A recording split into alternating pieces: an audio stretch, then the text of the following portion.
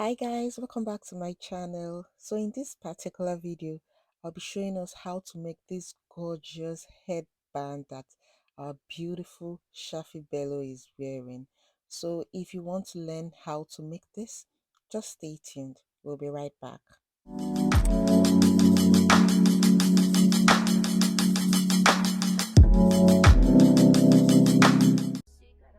Alright my lovelies, to start off, we're going to be using this Mikado fabric in the same color.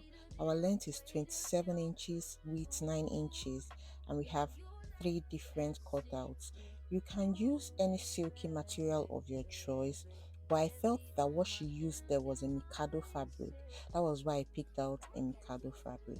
Now, in one of those cutouts, what we're going to be doing is to fold it and run our stitch just like my fingers are showing you.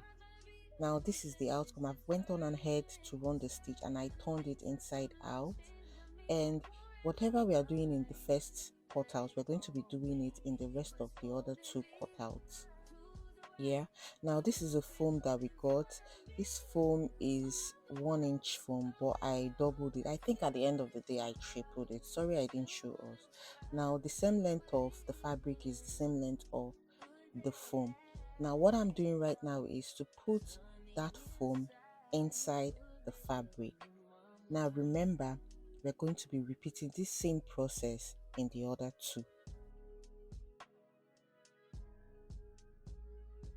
Sometimes it can be a struggle to put in your foam, but sharp exists here because you really need that foam inside your fabric, because without that foam, I don't know which other thing you can stuff in there.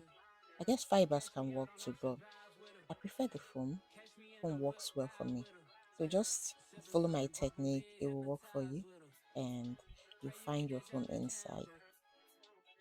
So my lovelies, if this is your first time bumping into this channel, you're in the right place, I promise you. So tap on that subscribe button and join the family, and you're welcome. This particular channel will make a whole lot of headgears. Also, like, share my videos to your friends and your family, and you won't regret it. Now I'm done putting in the foam inside, and this is what it looks like. And then the other 2 I went on ahead to put the foam into.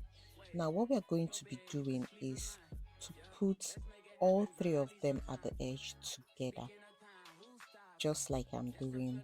Now you go ahead with your sewing machine and run your stitch just like this. If you can't run a stitch, you can use your needle and thread to tack it down also. Now next thing I'm going to do is ask someone to hold it for me, and I'm going ahead to braid it.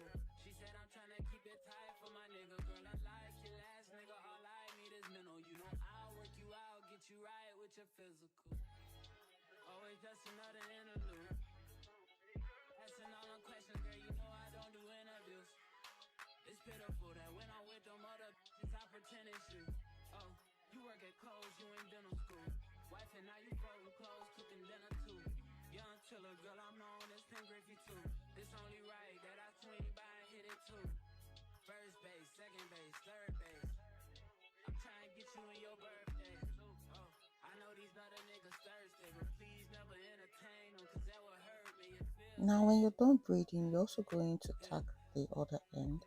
So I ended up cutting to the length of the head size of my client, and now I'm going to be adding this rubber band.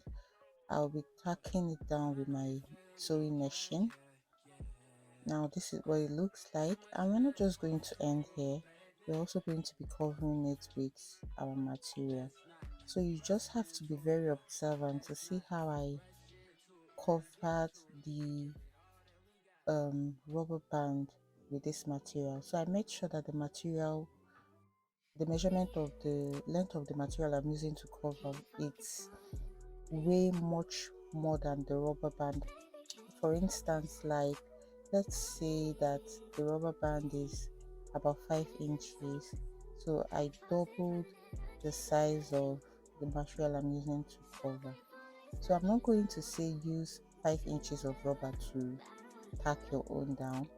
Just know the head size of your client, and then you have an idea of the rubber band that will be able to go around the person's head. So I've covered the material and this is what it looks like.